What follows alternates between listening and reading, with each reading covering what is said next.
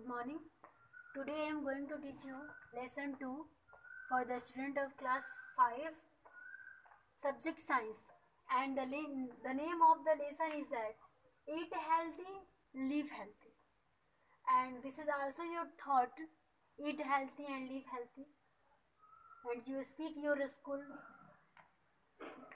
अच्छा खाओ, अच्छा रहो, eat healthy and live healthy. This is our thought which are very true and related to our life.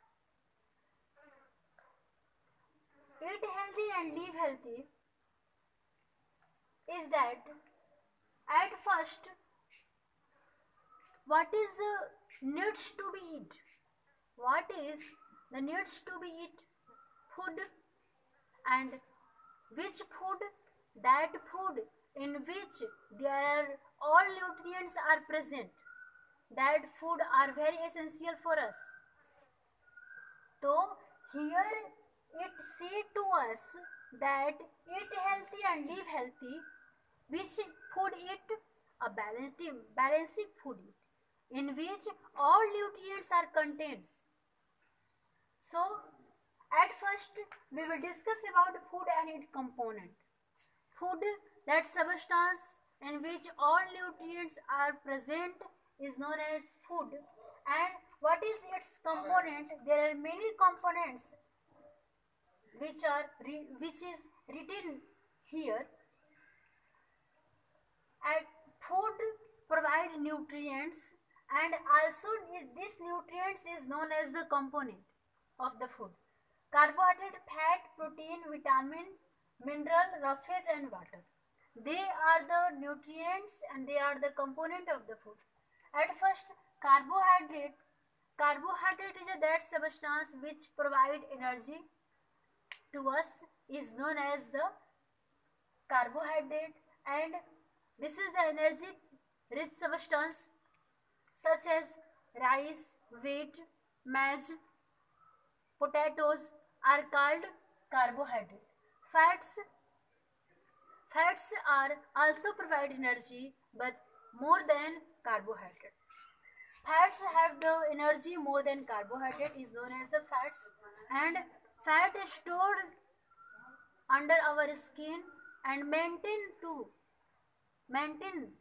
our body temperature. Fats maintain our body temperature and also stores under our skin.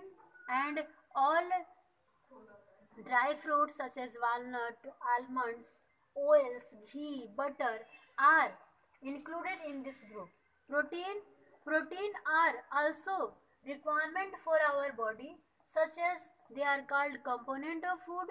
And protein helps to growth of our body and repair to the damaged part of our body. So it is a basic needs, and it is very important for that children which are as the growing stage.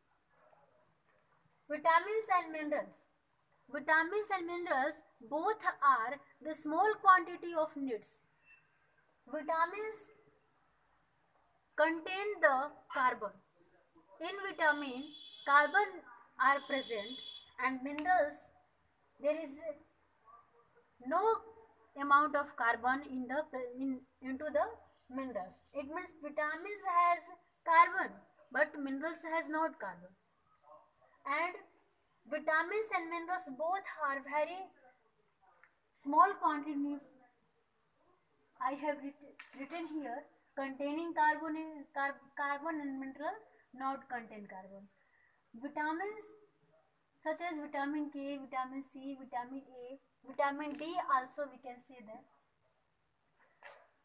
The function of vitamin K is clotting blood.